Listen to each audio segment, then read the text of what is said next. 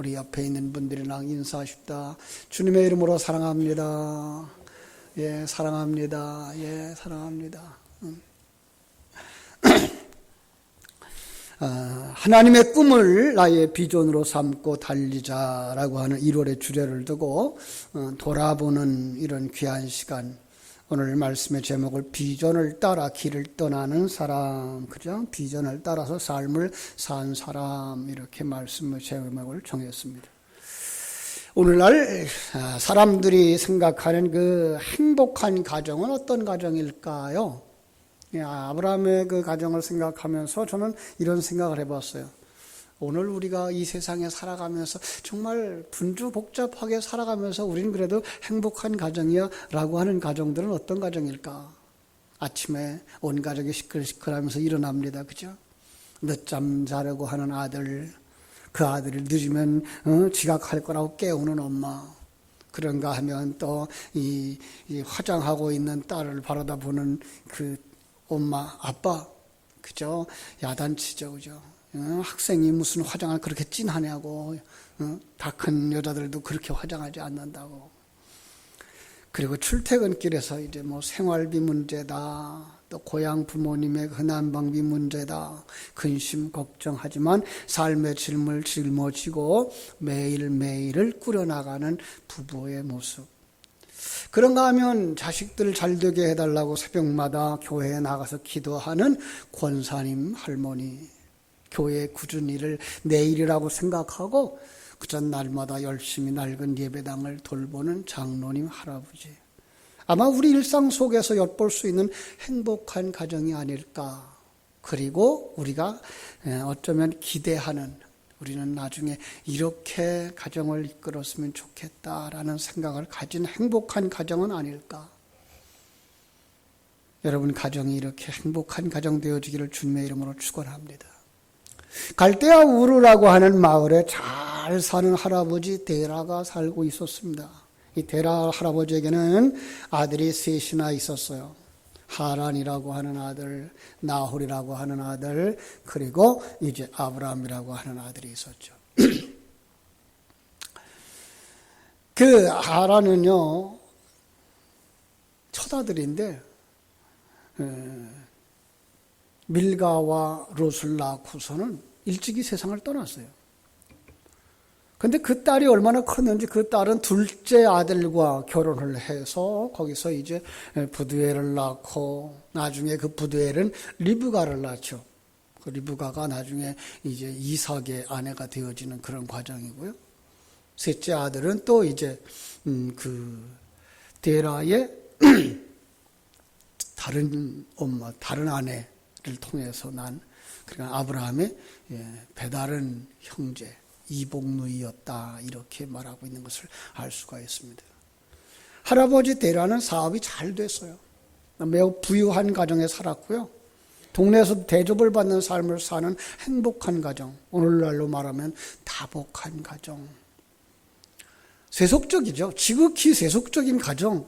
그들 세계에서는 그걸 그래도 행복한 가정이라고 말하고 모범적인 가정이라고 말할 수 있었던 그런 가정. 여러분, 우리는 지금 우리 집은 행복한 가정이야 라고 말할 수 있을까요? 어떤 가정을 행복하다고 말할까요? 이번 주 이제 토요일 날이 구정이 돼서 또 이제 고향을 찾고 또 어른들을 만나고 형제들을 만나고 친구들 만나고 그럴 텐데 그 속에서 나는 행복한 사람이다. 넌 참 행복하겠다 라고 평가할 때 그 평가의 기준이 무엇일까요? 금년에는 여러분 그냥 비교하기 때문에 누리는 그런 평가의 기준이 아니었으면 좋겠어요.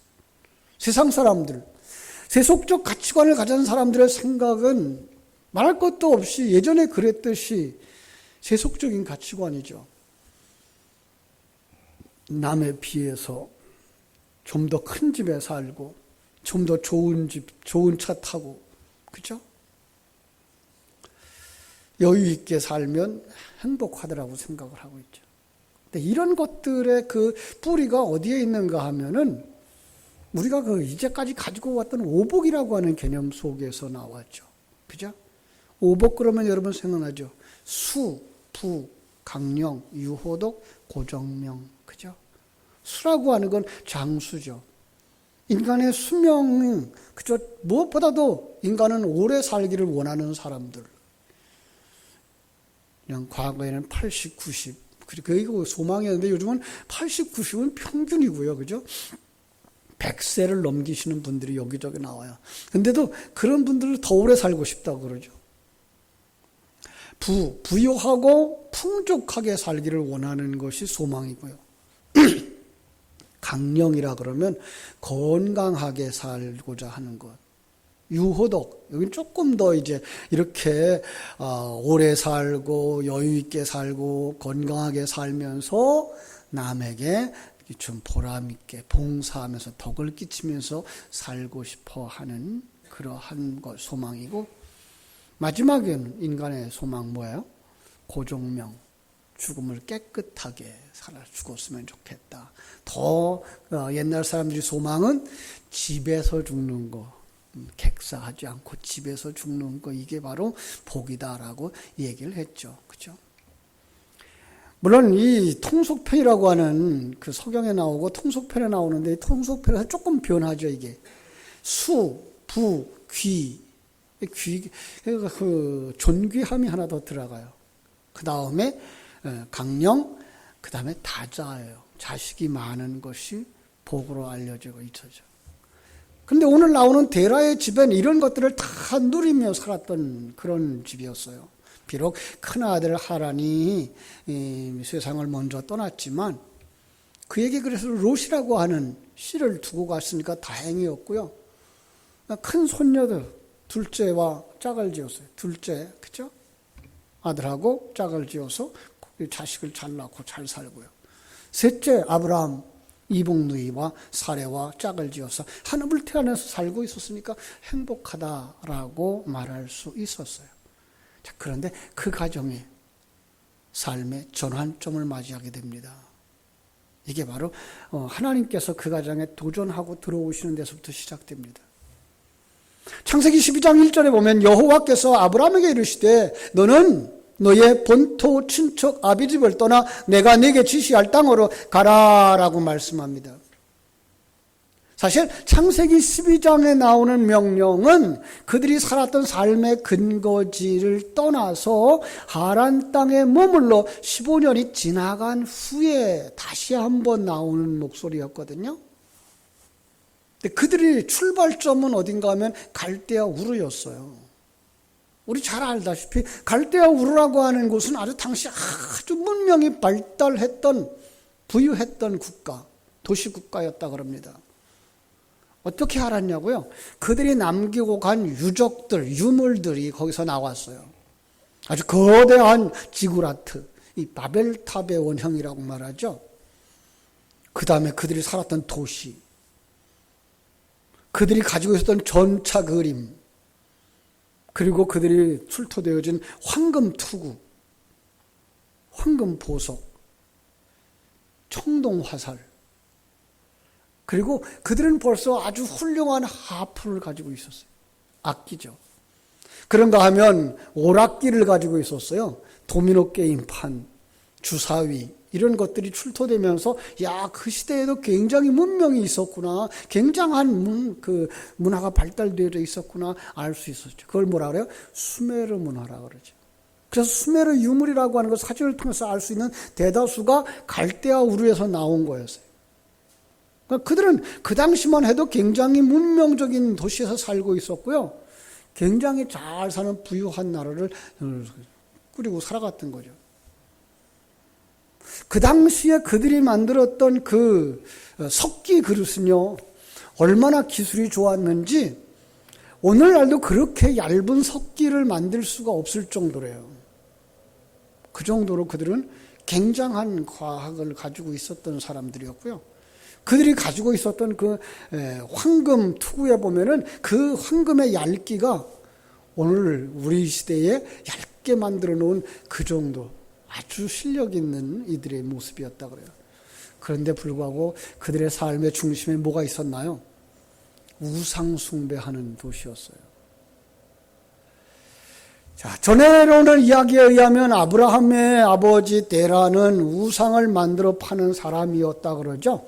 그래서 그 생활 속에서 부유함과 많은 사람들의 부러움을 받는 그런 가족이었던 것을 우리가 알 수가 있습니다. 그런데 아버지의 사랑을 받던 이 셋째 아들 아브라함이 어느 날 하나님의 음성을 듣습니다. 떠나라 내 본토 친척 아비집을. 아버지에게 찾아와서 이야기를 합니다. 아버지, 제가 이런 음성을 들었어요. 데라가 깜짝 놀랄 수밖에요. 지금까지 우상을 만들어서 팔았고 우상 숭배하면서 우상이 우리를 지켜준다, 우리를 복준다 하고 했지만 이제까지 음성을 들어본 적이 없거든요. 그런데 이 본토 친척 아비집을 떠나라. 히브리서 11장 8절에 보면은 믿음으로 아브라함은 부르심을 받았을 때 순종하여 장래 유업을 받을 땅을 나갈새 갈 바를 알지 못하고 갔다 그랬어요. 아브라함이 하나님의 부름을 받았을 때 어디로 갈지 알지 모른 채 우선은 순종하며 길을 떠났어요. 아니, 아브라함이 먼저 앞장선 게 아니라 아버지가 앞장을 섰네요. 그죠? 오늘 31절에 보면은 그렇게 말하고 있어요. 데라가 그 아들 아브라함과 하란의 아들인 그 손자 롯과 그의 며느리 아브라함의 아내 사레를 데리고 갈대아인의 우르를 떠나 가나안 땅으로 가고자 하더니 하란에 이르러 거기 거류하였다. 데리고, 그죠? 데라가 데리고 떠나 머물렀다. 주체가 누구예요? 아브라함이 아니고 데라였어요.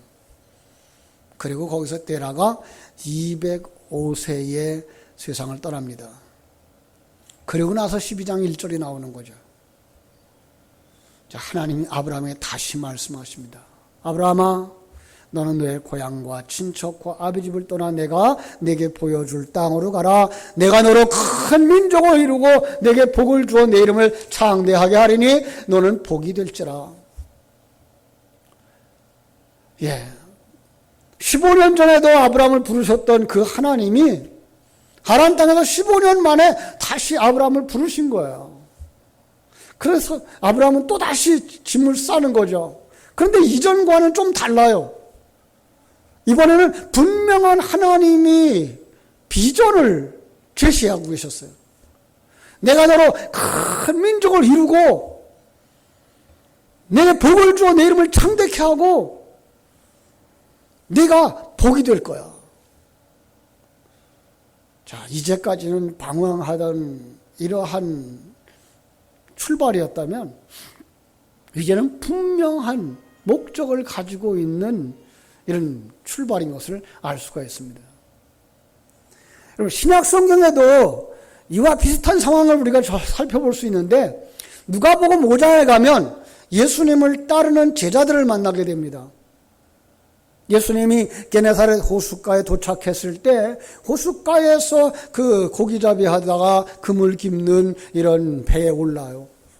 그리고서 육지에서 조금 떼게 만들어요.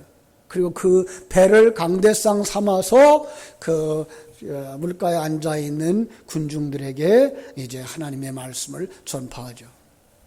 말씀을 마치고 시몬 베드로에게 그렇게 얘기하죠. 깊은 데로 가서 그물을 내려서 고기를 잡으라. 그때 시몬 베드로가 그렇게 얘기해요. 선생님, 우리 밤새도록 수고했지만요 잡은 게 없어요.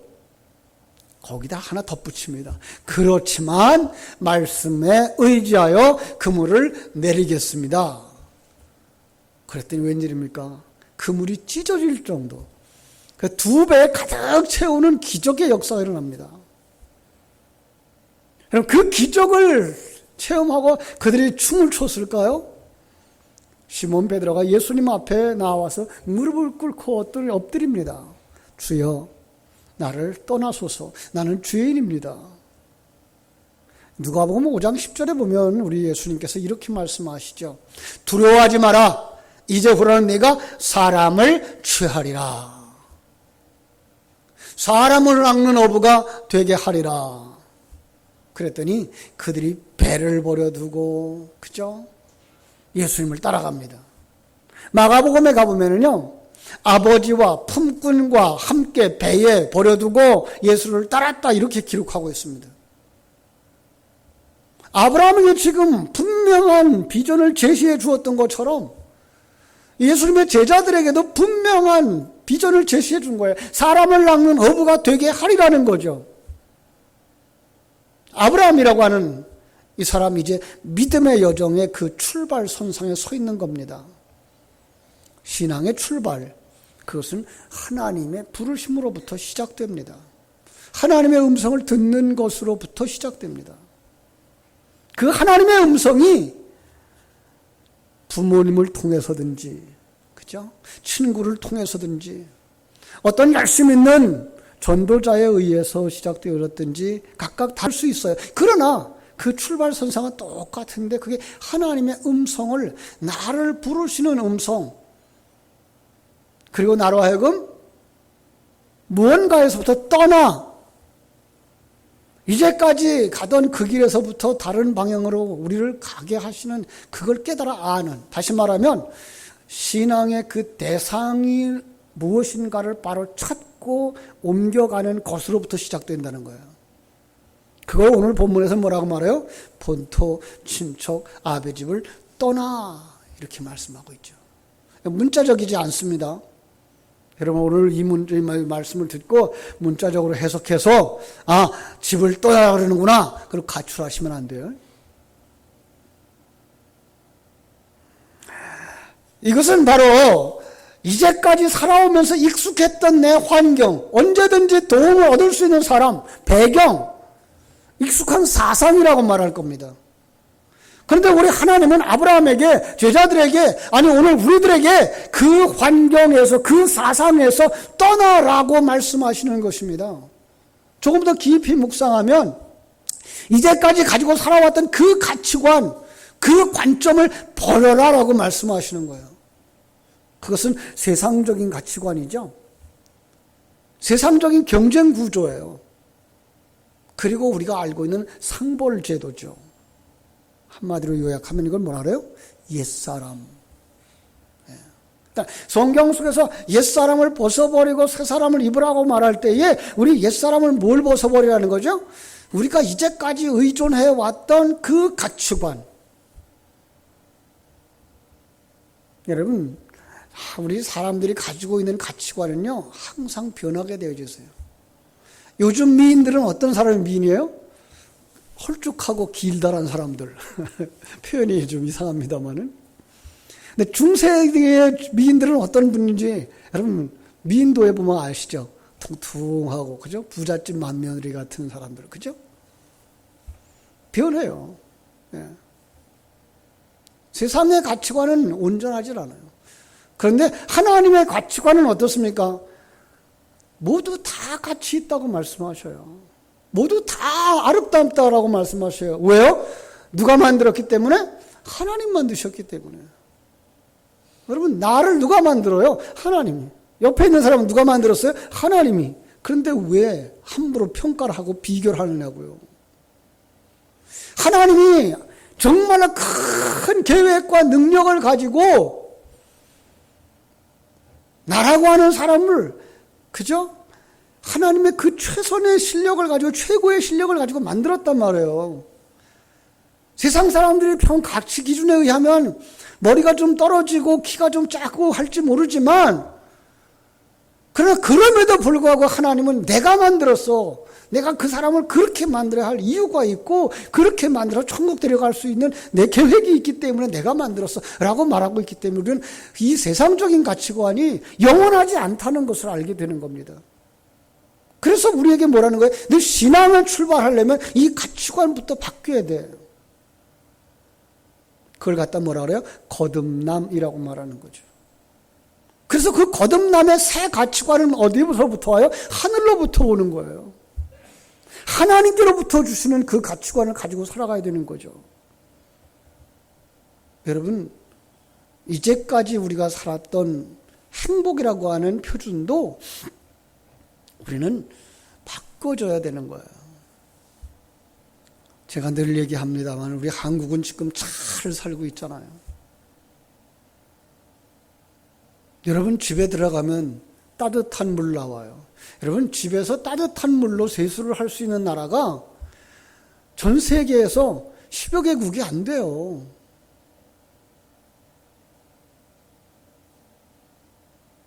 우리가 정말 좋은 차 타고 다니잖아요. 그렇게 집집마다 차가 한 대씩 두 대씩 있는 집이 그런 나라가 그렇게 많지 않아요. 우리가 지금 음식 찌꺼기로 나가는 그 많은 음식 찌꺼기들을 그렇게 많이 내버리는 나라가 그렇게 많지 않아요. 얼마나 잘 살고 있는지 몰라요. 그런데 불구하고 우리가 행복하지 않다고 여기는 건 뭐예요? 옆집보다 조금 잘 사는 집보다 내가 그만 못하기 때문에 나는 행복하지 못하고 잘 살지 못한다고 생각하는 이런 거예요. 그럼 우리의 삶이 무엇입니까? 정말 이 짧은 인생, 하나님이 주신 그 환경 속에서 하나님과 함께 동행하면서 하나님의 나라에 들어갈 사람으로 만들어져가는 그 과정 속에 있다는 걸 생각한다 그러면 우리는 정말 초가집이나 궁궐이나 그 어디나 하늘나라라고 찬송했던 우리 믿음의 선배들처럼 그 행복을 누릴 수 있어야 되죠. 하나님이 나와 함께하고 있다는 사실을 누릴 수 있어야 되고 하나님이 나를 가장 좋은 것, 모든 것을 합력해서 선을 이루시는 하나님이라는 것을 믿을 수 있을 때 우리는 뭐 할 수 있어요? 평안함을 누릴 수 있고 기뻐할 수 있고 행복해할 수 있고 여유를 가지고 남을 배려할 수도 있죠. 이것이 신앙의 출발이에요. 그래서 뭐 하라는 거예요? 본토, 친척, 아비집을 떠나 버려라고 말씀하고 있는 거예요. 그리고 하나님이 주신 비전을 붙잡고 나가라 라고 말씀하시는 거죠. 하나님이 부르심을 받은 모든 사람들에게 하나님은 비전을 주셨어요. 여러분 그 비전을 자기가 아직 발견하지 못했다 그러면 아직도 우리는 목표가 분명하지 아니한 사람들일 거예요. 목표가 분명하지 않으면 우리 가는 길이 곧바르지 않을 거예요. 어린 시절 아버님을 통해서 이제 쟁기 잡는 걸 배우고 쟁기 잡고 이제 논 가는 걸 배우죠. 논은 사실은 힘들어요. 왜냐하면 물속에 있는 땅을 가는 거기 때문에 이 쟁기가 내 마음대로 갑니까? 근데 아버님은 그렇게 가르쳐 주셔요. 저 끝에 저기를 간다라고 생각하고 그 소를 그리로 몰아라. 그러면 쟁기는 그냥 따라간다라고 말씀하시죠. 목표가 분명하면 길은 곧게 되어져 있다는 거예요. 근데 목표가 없으면 마치 방향키를 잃어버린 배처럼 바다 한가운데 빙빙 도는 거죠. 이리 돌고 저리 돌고. 아마 아브라함이 처음 부름 받았을 때의 그 모습이었을 거라고 생각해요. 그래서 15년 동안 가나안 땅을 향하여 가지 못하고 어디로 가요? 하란 땅에 머무르고 말았던 거죠. 사랑하는 여러분, 우리 가운데 아직도 하나님이 나를 부르신 그 부름의 목적, 비전이 무엇인지 모르고 신앙생활하는 분이 계십니까? 2020년에 이 부르심의 목적, 하나님의 뜻을 나의 비전으로 삼는 그런 복된 한 해가 되어지기를 주님의 이름으로 축원합니다. 아브라함도 처음에 집을 떠날 때는 자신이 어디로 가는지 몰랐지만 그 믿음의 여정 속에서 자신이 어디로 가야 하는지 하나님의 계획을 알아가게 됩니다. 그러므로 불확실한 가운데 있을지라도 믿음의 발을 떼는 것은 중요하고요. 혹 아직 삶의 목표를 찾지 못한 분이 계시다면 오늘의 말씀을 듣고 이렇게 해보세요. 보이지 않는 여정을 떠날 때 우리에게 가장 중요한 것, 제가 3가지만 가르쳐 드릴게요. 첫째는 물으세요. 여러분 과거에 우리가 차를 몰고 운전할 때 가다가 길을 모르면 어떻게 해요? 물어봐야죠. 그렇죠? 근데 묻기만 하면 안 돼요. 뭐 해야 돼요? 들으셔야 돼요. 듣고 가야 돼요. 듣고 그대로 가야 되죠. 그래서 3가지를 한번 생각해 볼게요. 묻고, 듣고, 순종하자. 그렇습니다. 비전을 찾아갈 때까지는 하나님 앞에 늘 물어야 돼요. 요즘은 이게 잘 안 돼요. 내비게이션이라는 게 생겨가지고 그저 목적지를 치면 자동차를 그냥 그 길대로 잘 이끌어가는 좋은 시대에 살고 있어요. 그런데요, 영적인 내비게이션은 아직 준비되지 않은 사람들이 많더라고요. 지금도 하나님께 물으셔야 돼요. 그래서 하나님의 말씀을 들으셔야 돼요. 그리고 하나님의 말씀 앞에 순종하며 나가면 마치 요셉을 인도해 주셔서 그 총리의 자리까지 세우셨던 것처럼, 아브라함의 길을 가나안 땅까지 인도해 주신 것처럼 여러분과 나를 하나님이 원하는 그 목적지까지 이끌어 주실 줄로 믿습니다. 하나님은 인생의 다양한 문제 앞에서 우리가 항상 질문을 하도록 문을 열어놓고 있습니다. 그래서 우리는 하나님 앞에 항상 묻는 사람들이 되어져야 돼요. 그게 뭐예요? 기도라고 말할 수가 있습니다. 그뿐만 아니라 귀를 기울여 들으셔야 돼요. 그렇죠? 말씀을 통해서, 설교를 통해서 하나님이 주시는 귀한 그 말씀을 들으실 수 있어야 되고요. 감동 주시는 그 성령님의 음성, 감동에 순종하는 하나님의 자녀들이 되어지기를 주님의 이름으로 축원합니다. 그렇게 나아갈 때에 아브라함은 가나안 땅으로 가려고 떠나서 마침내 가나안 땅에 들어갔더라 하신 것처럼 분명한 목표를 찾게 될 것이고 마침내 성취하게 될 줄로 믿습니다. 그렇습니다. 그런데 아브라함의 일생을 보면 그가 완성되어져 가는 그 과정 속에 시험도 있고 시련도 있더라는 거예요. 그 과정이 펼쳐집니다. 아브라함의 믿음의 완성을 향해 달려가는 그 과정이 펼쳐지는 것 보세요. 5절입니다. 아브라함은 드디어 약속의 땅 가나안에 도착했습니다. 하지만 6절, 그때에 가나안 사람이 그 땅에 거하였더라 라고 말씀하고 있습니다. 여러분, 우리가 정말 하나님의 음성이 들리는 그 순간 그 말씀만 딱 붙잡고 나갈 수 있는 다른 것이 없는 사람이었으면 얼마나 좋겠어요. 근데 이 하나님의 그 음성이 들리고 하나님이 주신 그 방향이 설정되기 전에 우리는 세상이라는 것들을 가지고 살더라는 거죠. 옛사람이라는 것들을 가지고 있더라는 거죠. 그래서 새사람과 옛사람의 싸움이 우리 속에서 일어나기 시작합니다. 여기에 뭐가 있어요? 시험이 있어요. 여기에 뭐가 있어요? 시련도 있어요. 그렇죠?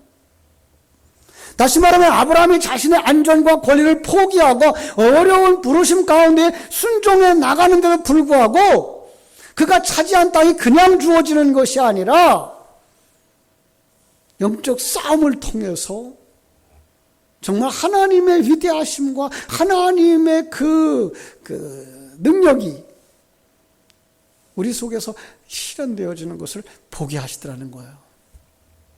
이건요, 아브라함이 참 믿음의 조상으로 완성되어지는 그 과정에 일어나는 모든 사건들이고요. 하나 더 예를 든다면 가나안 땅에 하나님께서 들어가게 하셨어요. 그런데 가나안 땅에 이미 가나안 족속들이 다 살고 있었어요. 그 가나안 족속들을 쫓아내는데 한 40년의 세월이 걸린다고요. 그래도 그들이 완성되질 않아요. 여러분, 우리의 신앙의 모습입니다. 하나님이 주신 비전을 따라간다고 해서 그저 아무 장애물도 없고 아무 어려움도 없으면 얼마나 좋겠어요. 존 버년이 쓴 철로역정이라고 하는 책에서 보여주는 것처럼 수많은 유혹들이 우리를 그 길을 못 가게 하고 장애물들이 우리를 넘어지게 하고 회방합니다. 그런데 그 속에서 우리는 하나님을 더 깊이 알아가게 되더라고 하는 사실입니다. 사랑하는 여러분, 시험에 있습니까? 여러분, 거기서 넘어지면 그것은 시험입니다.